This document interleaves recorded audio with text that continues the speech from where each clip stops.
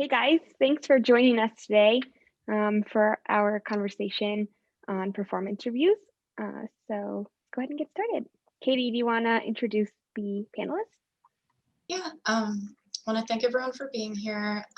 Jenelle and I are moderating, and it's that time of the year where some firms at either the beginning of the next year or end of this year are ramping up their performance reviews. I know there's a lot of questions. We are taking questions from the audience, and we'll circle back at the end and go over some of those. Just to introduce our panel, Julianne is a managing principal at HTR with 26 years of experience. She is committed to design excellence through her strengths in combining architecture, programming, interiors, management, technical detailing, and especially collaboration, which results in client satisfaction. Community-driven projects intersect with her desire to positively impact the lives of others, the individuals she works with daily, and clients that embody diversity and unity to create a vision for the greater good. She is a graduate from Penn State University and has worked on many award-winning projects. She has worked in Chicago and now calls Denver home since December 2016. Ian was born and raised in Colorado, grew up in Castle Rock, and went to CU Boulder on a track scholarship, and didn't know what to do until the end of his sophomore year of college. Then he graduated with a degree in environmental design with a focus on architecture in 2009. He started working for Triba Architects back in 2008 through 2010 and worked closely on the design with David on numerous projects, both big and small. He moved on to 4240 in the fall of 2010 and has been there for 10 years. He has worked on many different typologies of architecture and been exposed to different teams, management styles, and client relationships. Allie joined SAR in 2014 after working at 2 other firms in Denver. She developed a strong background in a broad range of project types and sizes. Allie most recently completed Denver's 9th and Colorado redevelopment district, including the recently completed Milo Luxury Residence. In addition to her well-rounded knowledge of architecture and passionate design, she intuitively sees a need for a balanced business practice. She also is interested in equity, diversity, and inclusion improvements within SAR and industry-wide. I'd like to thank everyone for joining us. Great. So if you guys have any questions at any time, please feel free to just drop them in the chat and we'll address those, but we have a list of questions that we're going to go ahead and start with. The first one is, how do your individual firms handle reviews from a timing standpoint and from a strategy standpoint? Do you want us each to answer? Sure. Okay. Well, then I'll start since I asked the question. So we have typically, like most, probably we have the annual review, which is really a human resources requirement. However, we also have a structure, being such a large firm, you have to have structures in place. And we have the opportunity throughout the year to have either one-on-one conversations. We have the annual performance conversation, which is the yearly one. We have mentoring, and we also have what's called a career planning, where you kind of look longer term beyond, just that year. The strategy on what you're to kind of talk about is that it's about understanding what it is that you want to do, how you want to grow, and how you want to see the projection of your career. And it's really about your story and how is it that you want your story as a career to unfold. So coming to the annual performance with that understanding is really important. And one of the things I've been telling my team is to, even though the annual performance happens, once a year, it'll be good to either, have a journal or somewhere on your computer, whatever, you're just jotting down thoughts throughout the year, because to think, now here in November, oh, what the heck did I do this year? And how did I perform? And where were my strengths and my weaknesses or my challenges? you know, the memory bank has to turn back on thinking about the last 10 months, and sometimes it's not quite as clear as it was at the time that it actually happened. So keeping a, you know, kind of a journal or jotting down things is really important. And then I think the other thing that we do too is, in terms of strategy, is having more than myself involved. So we have 360 reviews in which we reach out to those that are actually working, you know, your peer-to-peer, and ask some questions of them to find out, get some real feedback on that, as well as having people that are involved in the review that are not necessarily look exactly like you, or, you know, kind of hitting on that inclusion and diversity piece, that have different perspectives as well. So, or maybe somebody that you look up to, that you ultimately want to be a part of, or you ultimately want to have that position, have them be a part of that person's review, so they can really have some in-depth conversations. Yeah, I'll chime in too. I think SAR does a lot of those things fairly similarly. We too do an annual review. Typically, we don't tie those to our salaries, which we think is really important. So while any salary adjustment might be made at the same time, we want the review to stand alone as really a recognition of what you've done in the past year. But like Julianne said, it's really more about the future and where you want to go. So we've set up a guidance document that talks about, you know, 10 minutes in the past, 15 to 20 minutes in the present, what you're doing now. And so the past is really an acknowledgement of what you all talked about in the previous year's review, to remind everybody. Your present is how you've accomplished those goals in the past year. And then future is really acknowledging what you didn't accomplish in the past year and what you're going to work on, and where your career trajectory wants to go. So that can be project-based, sometimes work about life balance-based, personal goals, teaming goals, how to communicate better. It really, like, the sky's the limit on what you want to talk about, but it should be a dialogue more than a report card. And then that salary piece or salary adjustment is a totally separate conversation. And it does occur after your review, but we want people to come in with kind of an honest, you know, projection where they want to go, and a reflection of where they've come from in both positive and negative, or strength and weaknesses standpoint. Yeah, I would, I'll tag on to the end here. We typically do our reviews in the middle of the year, and maybe not. So I don't know why, it's just always been like that, but I think it's a good time for people to check in. And also what we do is we have a mentorship program. So everyone has a mentor in the office, and we encourage them to meet at least once a month to check in on their goals, their career path, work-life balance. And we also really like if people write out their goals and maybe objectives for the first couple months of that year, or that year, 5 years, 10 years, where you want to be, what you like, what you don't like. We will give a kind of a framework of questions just to kind of start the conversation, because sometimes, you know, people are shy. It just depends. But we want to, so that gives kind of an icebreaker in those reviews. But typically we'll have maybe the principal that you've been working under in there, and then either a project manager that you've been with, or someone that could be completely different that is still involved in the day-to-day kind of projects with you, but maybe it is similar to what Ali was saying, that you may look up to, or just someone that can provide a different level or different perspective of feedback for that. And as well, like, salaries and bonuses are not tied directly to performance reviews, as they are kind of spread out throughout the year too.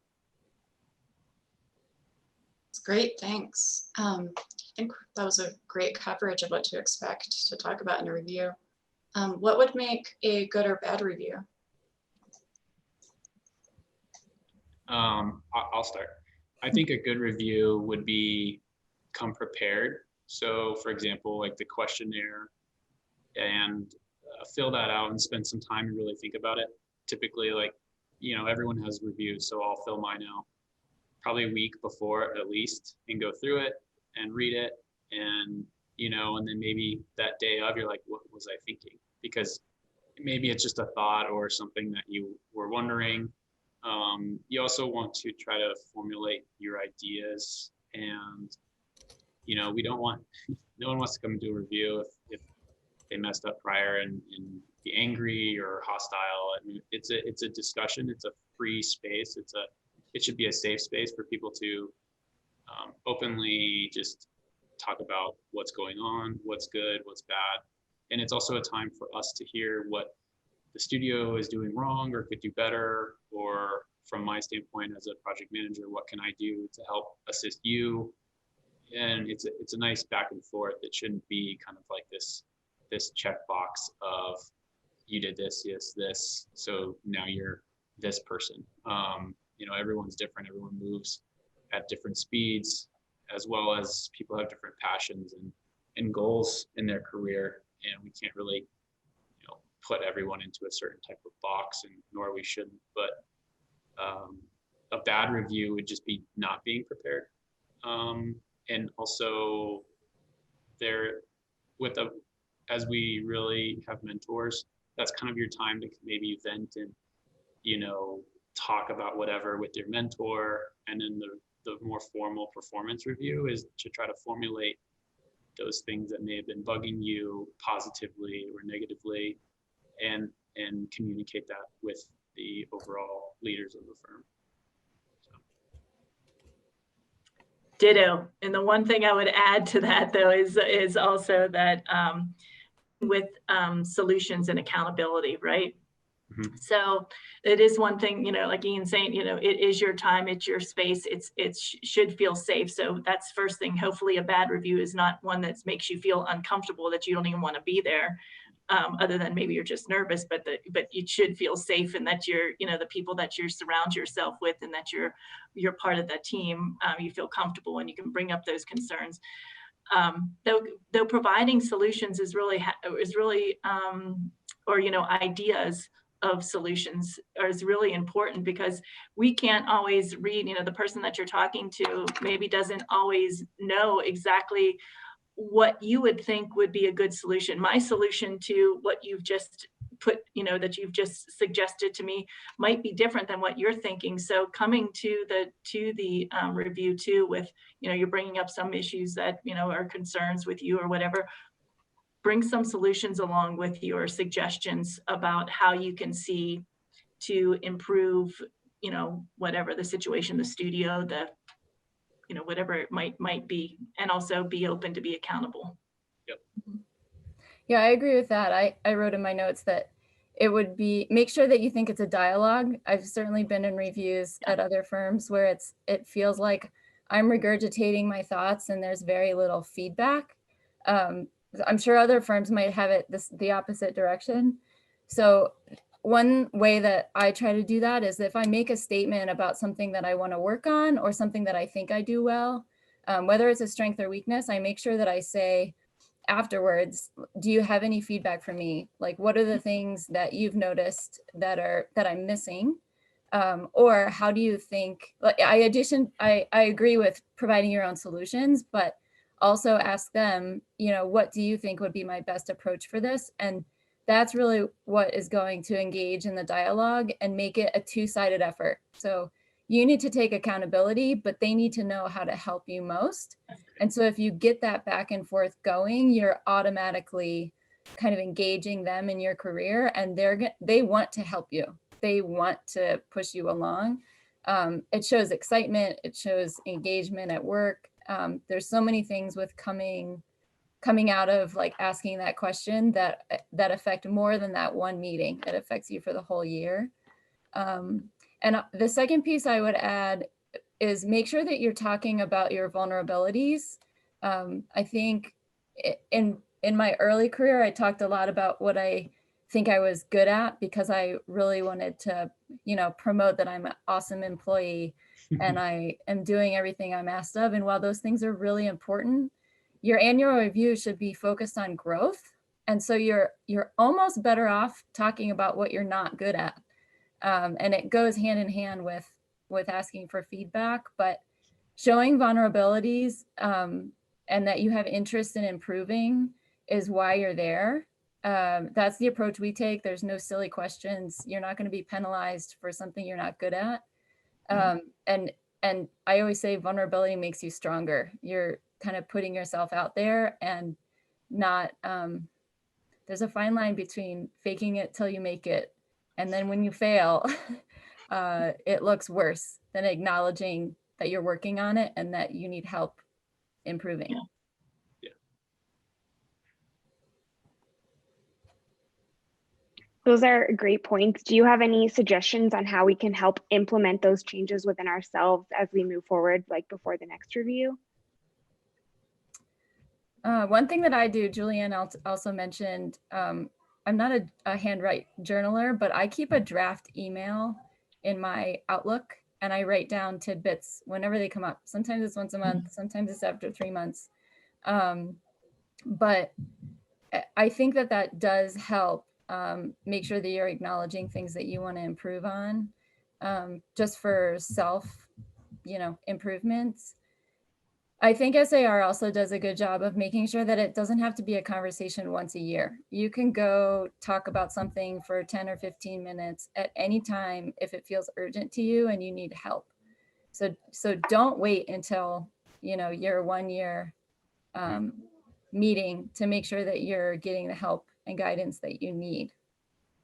And they'll remember that. They'll remember, hey, so-and-so is really working on this. They came to talk to me about it a long time ago. They're being proactive about it. And that ultimately shows, again, that you're trying to improve and you want to make the whole office better. Exactly. Yeah, I agree. I think what I personally do that helps me, I mean, I don't have a journal or anything, and I'm too OCD to keep a draft in my Outlook, but I will write it out and then post it and share it with my mentor. So goals and objections and things that I want to work on. And I personally work with Jen, so I sometimes will share individual goals on a project, and that to me holds me accountable in my own growth. And in some people that works well, but it's also trying to create this positive environment for you to grow and be vulnerable, and maybe some other person doesn't know that you were working on that and they're working on the same thing, and then it creates this environment of community and collaboration, and it only kind of brings more support to whatever you're working through.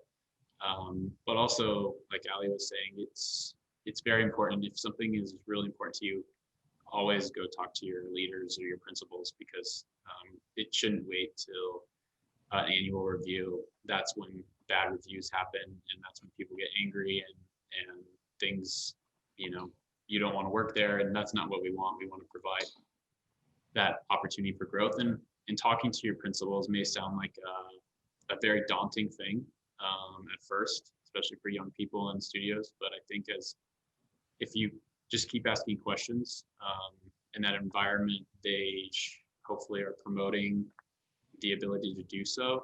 And you also start to create kind of more of a relationship with that individual and have that connection. And I think that is helpful in your career and your just overall growth as a human too. Yeah. Put yourself out there. Once you start doing it, first time it's like ripping off a Band-Aid, and then you just keep doing it, and it'll become something that you at least get a little bit more comfortable with over time, for sure. Yeah, I thought of 2 other things that we recently started implementing, since COVID. I think partially because we're all separated and we don't get to have that one-on-one interaction. But one thing that I used to do with a mentor of mine that I'd say is 5 to 7 years older than me. I think that's a magic number, by the way.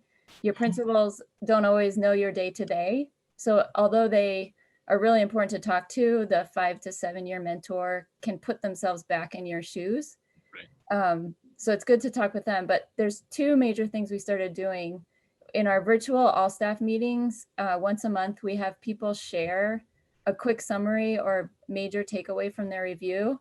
And it goes back to that accountability piece where for the people that don't work with you every day, it provides kind of a window into what they're working on, and it opens up the door for you to come to them, or the other way around.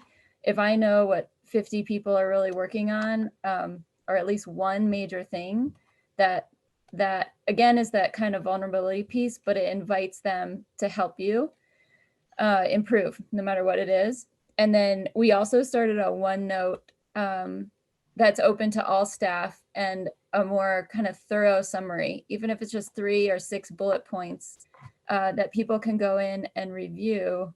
And that's, if you get put on a new team in 3 to 6 months, somebody can go and say, hey, what's Allie working on? What does she want to do? What is she focused on in the next year? And it triggers what your position or role should be, that isn't just duplicating what your role was on the last project, which the scheduling team or something might assume. And the last piece is that I typically find someone that did not provide comments for me or wasn't in my review, and I talk about my review with them. So they're kind of a additional level of feedback. And it's a 20-minute coffee with somebody. But it's saying it again out loud, like how your review went, summarizing it, and really committing to yourself by saying it out loud that you're committed to what you just talked about. Yeah. That's great. As part of the back and forth with your reviewers, what are some good ways to provide feedback on the company as well? This is my favorite topic. So you should start us off. Yeah, I think your review isn't about you. This is your chance. Well, not your only chance, but a major chance to make an impact firm-wide.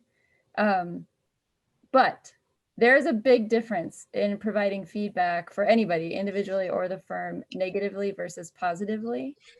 So always spin something that affects everybody in a constructive and positive light. If you say, we're not doing a good job with this, it comes across as potentially assuming that everyone feels the same way you do, which not necessarily everybody does. And it might not be received, again, as like a solution-oriented comment. So provide a solution, identify a problem, say, this is what I've noticed. Typically, the decision makers at the office might think that they're doing something that is really a positive thing for everybody, but someone might be experiencing it in a different way. So saying it in that way, say, I think we're trying to do this way. We're setting up teams in this manner. But the experience I'm having is that I'm having a tough time communicating or getting the information I need. Just an example, you're kind of putting yourself out there as, this is something I'm having difficulty with. And if they hear that over and over again, it becomes a firm pattern, or it reflects on you individually on something you can again grow on. But the firm improvement stuff, especially for our firm that considers ourselves, fairly young, still growing every day, a firm that is comprised of a ton of young people that have really good creative ideas, they want feedback from everybody. So they're open to it. They want it to come in the door, and they're looking for that feedback. So everybody is, so it's a very inclusive conversation and everybody's engaged, but it has to be positive for almost any of this stuff. Spin it in a positive way. Yeah, and I was going to my comment to that was going to be, did you hear how Allie just was talking about the feedback or the criticism that she wanted to talk to the firm about, and she used I, right? So you talk about it through I versus you're not doing this and you're doing that. So that was the thing I was going to talk about, is that making sure you use the I, and there she gave a great example of doing that in order to get across what you're thinking about, because then it becomes about them actually listening to you because you're talking, you're in the eye versus telling, this is what you're not doing. No pointing fingers. That's right. Yeah, I would just also say it's helpful to always be professional, of course, and try to be as positive as you can and provide solutions, propose solutions to some of these issues that you're seeing as well as you're going through it. Maybe they're not going to work out, but it's, I think, coming from a constructive way of giving feedback as opposed to just complaining.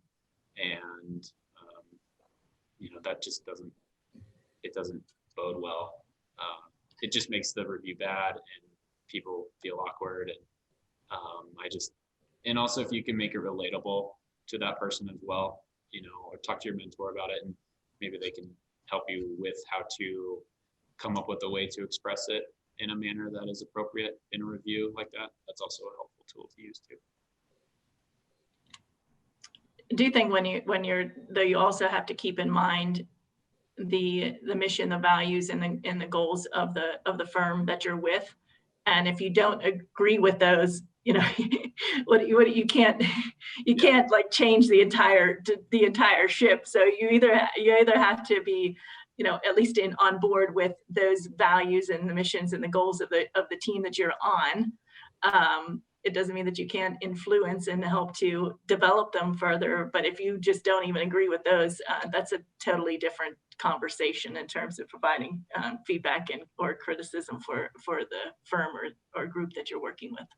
Yeah, and that's actually a good way to start with improvements. If you're analyzing your values and any one of those isn't being projected through the office, that's really good feedback that they will hear positively. And again, it's saying, I know this is one of our values and I believe in it, but I don't feel like it's executed enough. Yep. And this is how I want to be involved with pushing that forward or whatever. Yeah, that's a great point. Have you witnessed a valuable teaching moment or just an experience either personally in a review or in a review for somebody else? Well, for me, I was when I was thinking about this question, I was thinking about the fact of, sometimes, it's this sometimes feels like a high pressure situation for people, and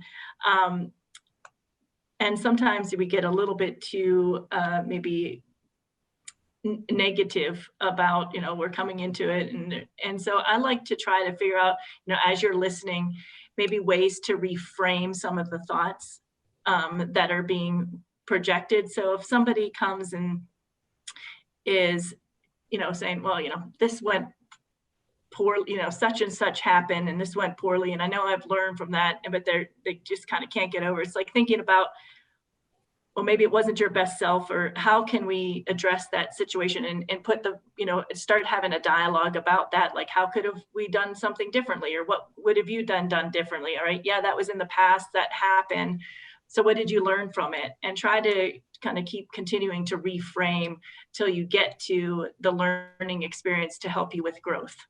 So that was the one thing that I thought about it. I mean, it happens, I would say, often enough, just in terms of, having to do reviews for the last 15 years, and probably have run into that kind of situation more often than once. But that's what I thought about. I have a really specific example that I think probably applies to a lot of people in their first 5 or 10 years. My first review at SAR, I came a kind of guns loaded, had all my notes. I had practiced what I wanted to talk about. I didn't have the dialogue back and forth that I've kind of developed over the years.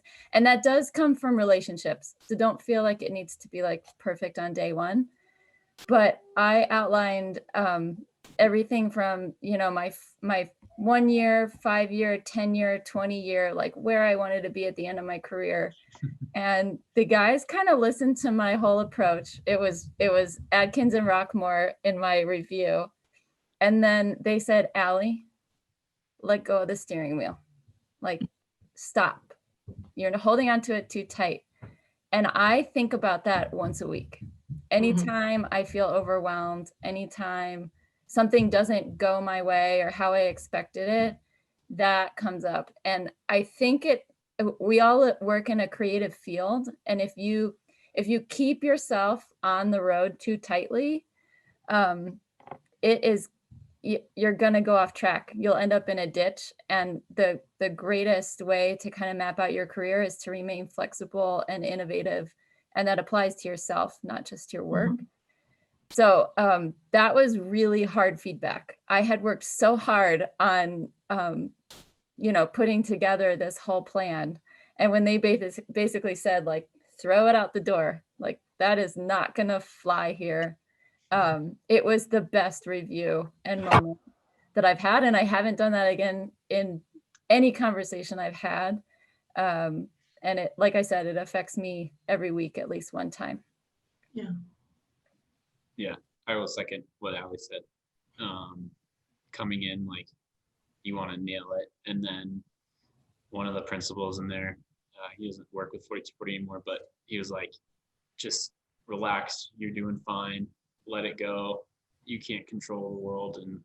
And also another thing to me, at that time in my career on this specific project, I was going a little nuts with the contractor, as most of us do every now and then. And, he just said, hey, you're in a position to kind of shape culture and the younger kind of people in the office. So he more or less just said, be a better role model. And I think about that on a daily basis on how I'm working with people. And so I think that was something coming from him, had a big impact on me.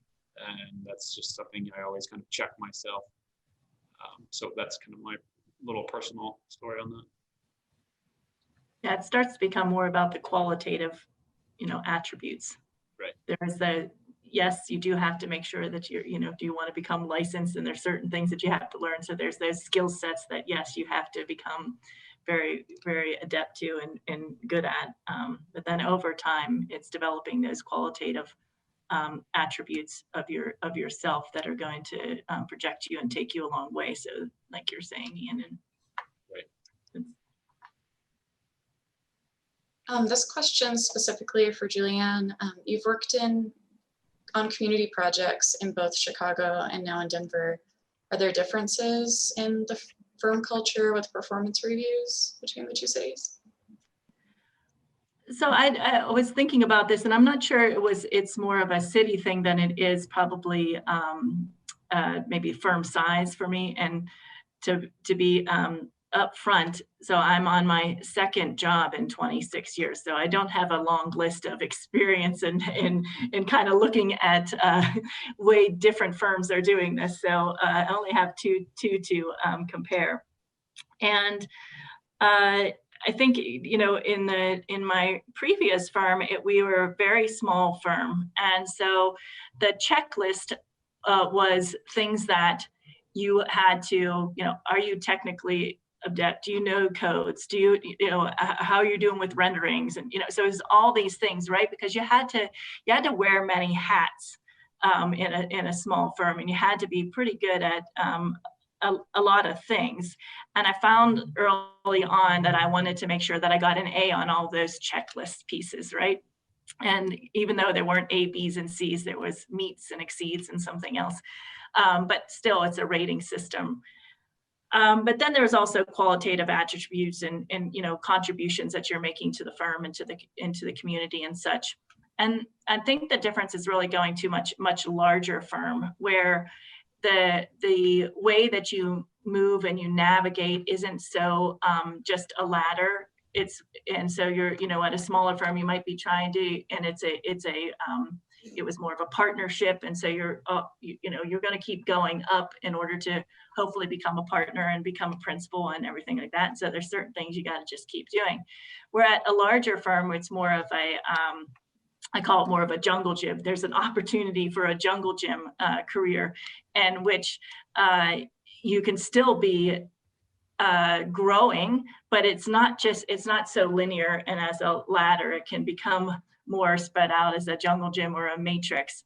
And I found that we're also in that regard, focusing a lot more on your strengths and how you want your story and your career to unfold.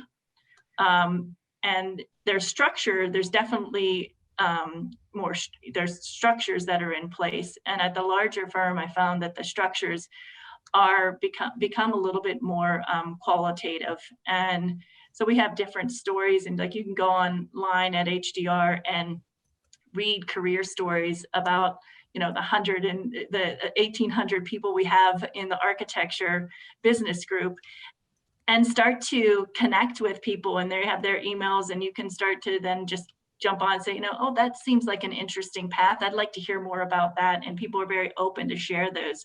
So I think the difference is not really about the location. It was, for me, it seems to be more about the size of the firm and how your career starts to develop in the different size firms.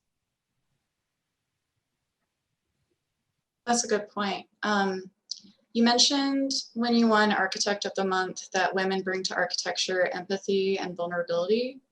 How can that be applied to be more empathetic in giving constructive criticism without hurting anyone's feelings? And how can you be vulnerable when responding to negative feedback or constructive criticism? Well, I think I've kind of hit on a couple of these, and Allie has as well. And it's, you know, the first thing I was saying was, you know, using things like I instead of you. So you're kind of sharing what is affecting you. So that's being vulnerable. Now, when I talk about vulnerability, I'm not talking about letting people stomp on you. I mean, if you're not being treated well, then that's a different scenario. It's, you know, it's about looking at and seeing that you can come to working with somebody, and you can provide criticism as long as it's coming from a place of kind of love and care for the other person's well-being as well. And you have to be, and that has to be very apparent, because if it's not apparent, then what you say won't matter. If the person is still feeling that reflection, that really, no, it's all about you, it's not about me, then it's not going to come off very well. I think also sharing stories. So the idea of empathy and, you know, vulnerability is sharing stories of maybe experiences that you have had that are maybe similar, and how you've fallen, or you've, you know, and how you got back up to make it a better situation for yourself, because we are still human beings. But if you share those stories, then it kind of shows that you are you're vulnerable to say, you know, I'm not perfect, I'm not doing everything exactly the right way. So sharing those stories kind of helps, I think, the other person or the people that are receiving the criticism understand where you're coming from. So those are the kind of things that I was thinking about. And I think that, you know, having acceptance to those, to that criticism, you know, we sometimes have to let our egos down a little bit and be open to maybe playing with scenarios of situations on how to improve and how to change. So as you're kind of having the discussion, you know, play out some scenarios. Well, what ifs? And what if we did this? Or what if we tried this? Or how would you feel if we did, you know, that? It could be a way to start to share, to show that vulnerability, show that empathy. But you as the leader have to do that in order for it to get received, you know, that other people feel comfortable doing that as well.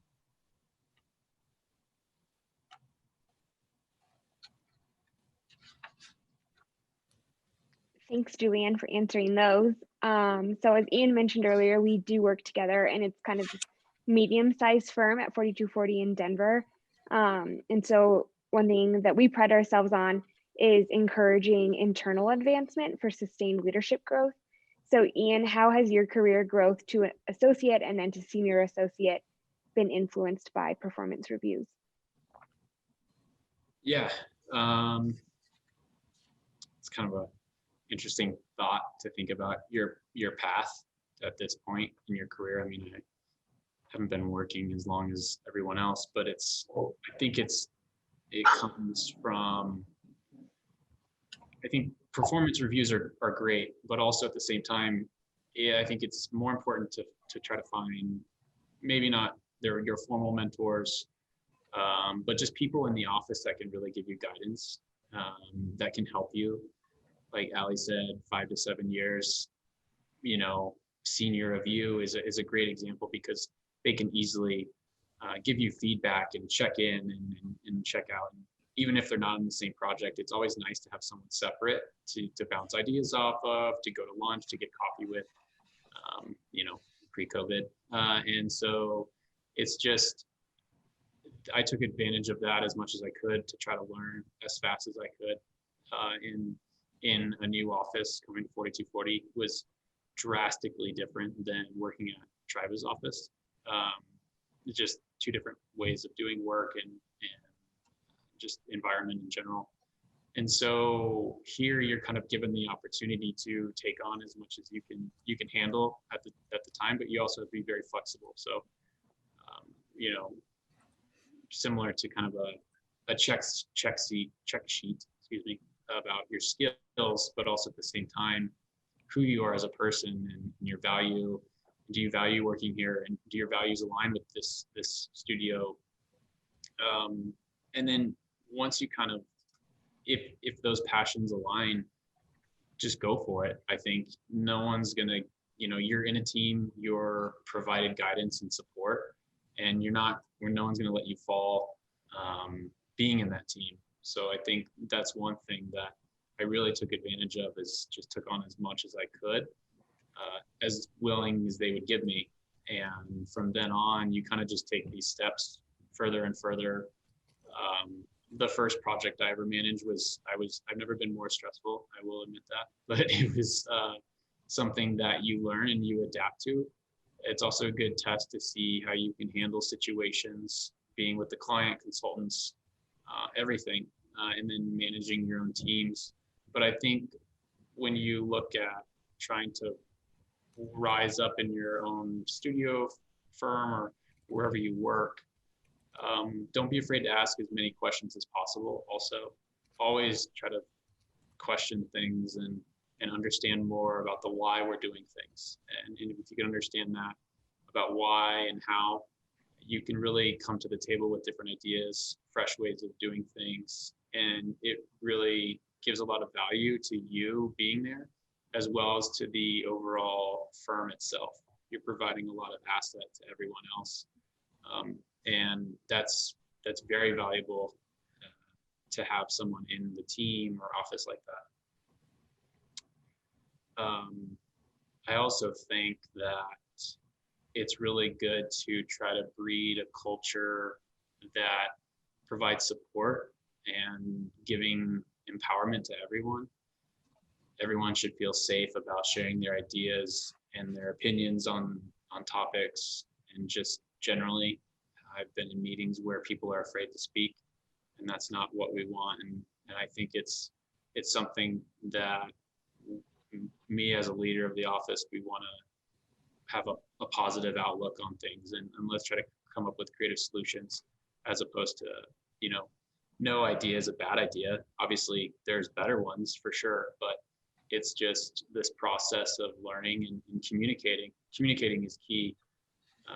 So just talking about it, and sometimes, you know, there's that saying where maybe we have too many meetings, but I think it's always good to always be communicating, either through, now we use chat a lot, like Skype or something like that, and it's kind of a constant back and forth of ideas and thoughts when we used to sit next to each other. So just don't be afraid to ask questions. Don't be afraid to take on more things as you're progressing through your career. And don't be afraid to fail either. I mean, yeah, it's just, you're going to, everyone eats it every now and then, but it's like Julianne said, like, how do you react and get back up and learn from those mistakes and errors? And that makes you just a better person, period. So you're never going to have 100% score on anything. So you might as well just embrace that. And there's beauty to making errors, because most of the time you come up with better solutions in the end anyways. And you grow from that a lot more than just trying to stay very rigid and being a little too timid to follow this kind of construct of what I should be doing, when as opposed to just throw it out there and let's see what happens. So I would say to people that are worried about it, don't be so worried. Just try to embrace and follow your passions and push forward on that. And yeah.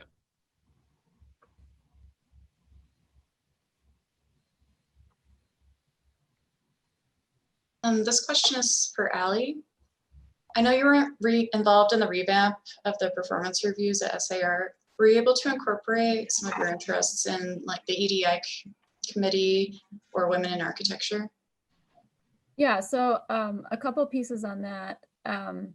When we revamped them, we wanted to make the conversations more consistent first for everybody, not necessarily taking into account men versus women, but we found that people's reviews were kind of all over the map, and certain people approached their review differently. And I think that that is related to architecture in that, or to gender, in that men typically boost what they've accomplished and women take on admitting to more of their weaknesses or mistakes. So it takes the person kind of having the conversation to answer the questions honestly, but by making the questions kind of that past, present, and future based with time allotments, and there's little sub guidance statements on our quick little form that don't give examples, but talks about like, please talk about your strengths and your weaknesses. So I think that that's equalized the conversation a bit.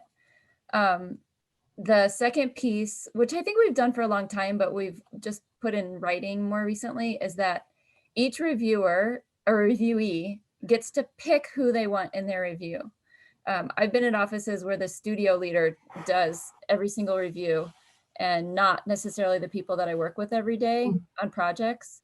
And so we encourage people to pick the major or kind of their leaders that they've been working with. Sometimes, most of the time, that's a principal. We used to always have the principals do all the reviews, and as we've grown, that really just became infeasible.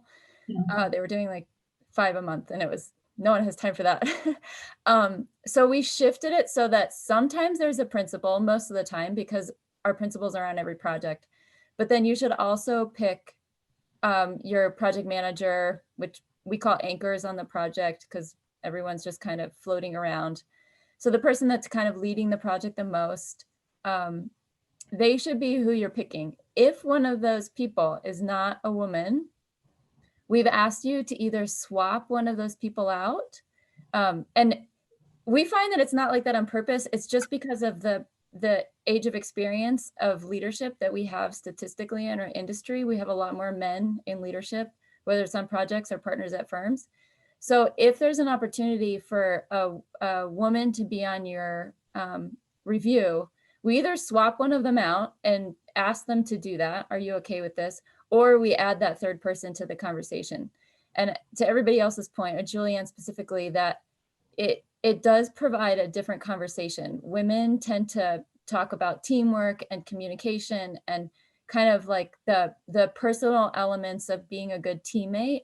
And I think men tend to focus, and I hate to stereotype, so I'm sorry, but I do think men tend to focus more on the task-oriented or technical abilities, and they don't get to the, I don't want to call them soft goods, but the really like community team building elements that are so important to working together as a team.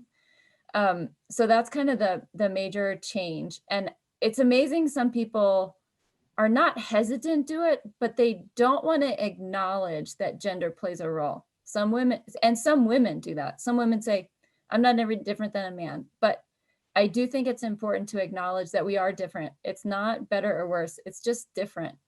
And for a woman, we don't have many mentors. I look at Julianne, I look at Sarah Brown, I look at the very few women in the industry that are further along in their career and represent Denver really well in the firm. So getting mentorship outside of your firm is really important because you don't always have that leader in the room with you. So whether you meet with them on a monthly basis or you want to go over your review notes prior to your review, all of that is doable. Like reach out to those people and know that mentorship goes both ways. It's really important to kind of reach out, and Oprah said it recently in a podcast I was listening to, or maybe it was Michelle Obama with Oprah, but they were talking about, people come to Oprah and say, will you be my mentor? I look up to you so much. And Oprah's response is like, well, what am I getting out of it from you? And that is a really good point, that you need to kind of identify and approach people more as a conversation. I look up to you. I want to learn from you. I want to kind of see how you've gotten to where you've been, because it's important to me. But I also want to just have an open dialogue about architecture in general. And what my experience has been so far as a younger person, and how it relates to your experience and how things have changed. And then the third part of that question is non-promotable, like low promotability tasks. And a lot of times this is gender oriented. And the way I try to explain it is that in my experience, a lot of women have been associated with planning the Christmas parties or organizing happy hours, or like we have ladies' nights and guys' nights at our office, which kind of bother me.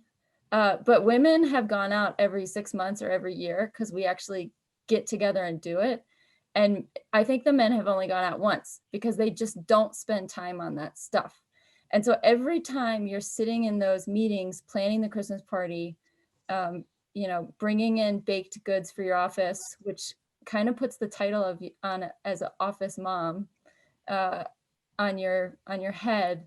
Someone else is sitting at their desk, creating architecture, contributing to their team and project, schmoozing with the clients when they come into the meeting. Like, you shouldn't be the one necessarily that's going to get the coffee and water. And there's nothing wrong with pointing at, asking somebody else in the room, hey, I'm going to get us set up for the meeting for the presentation. Can you go get water?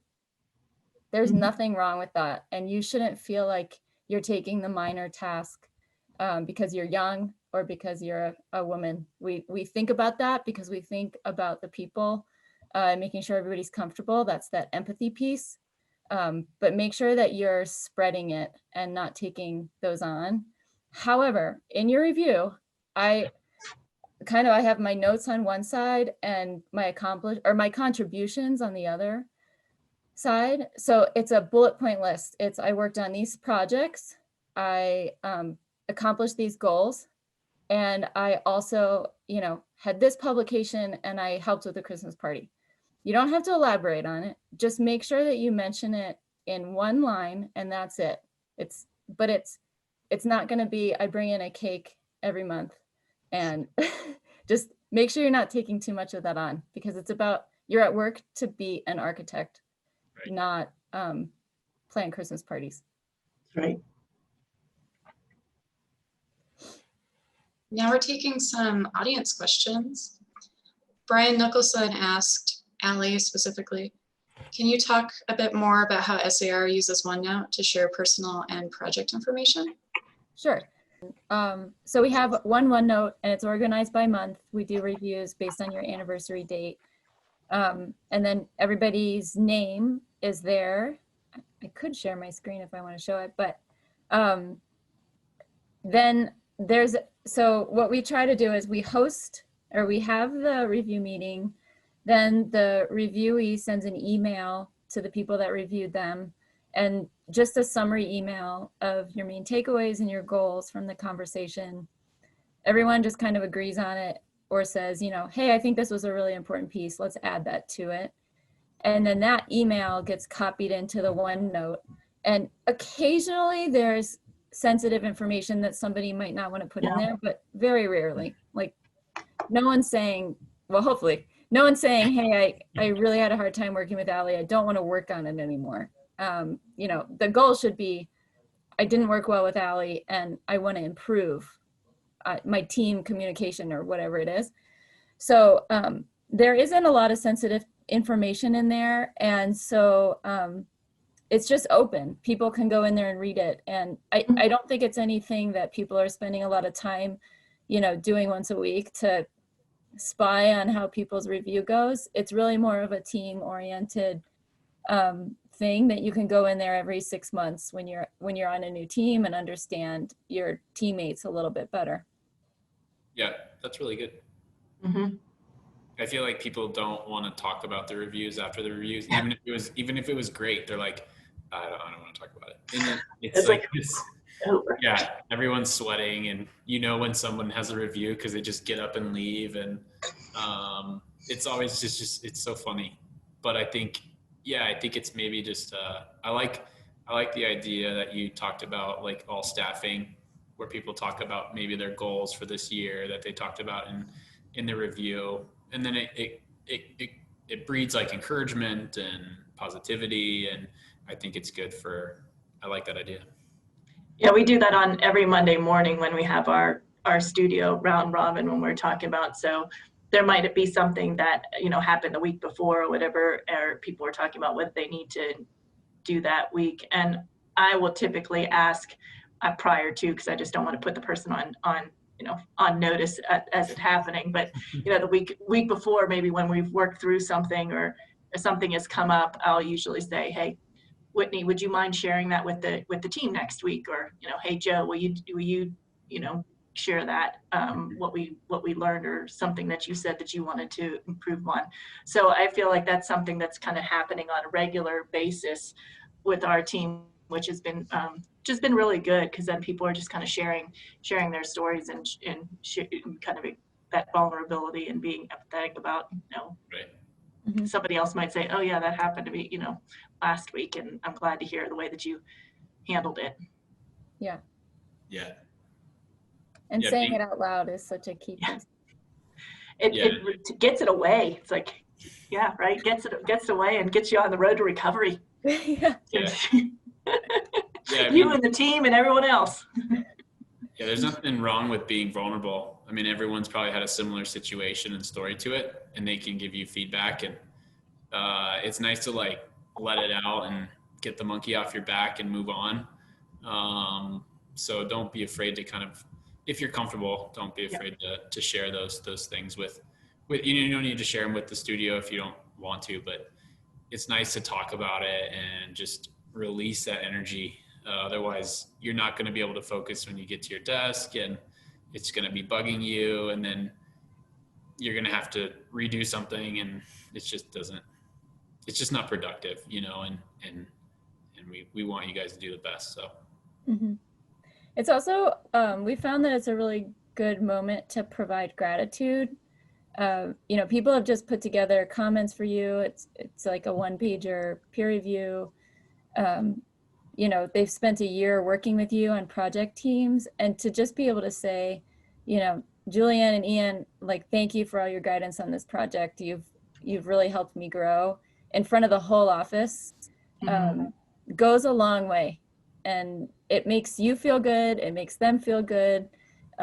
It's a good example for the whole firm. It's good vibes. Right. Yep.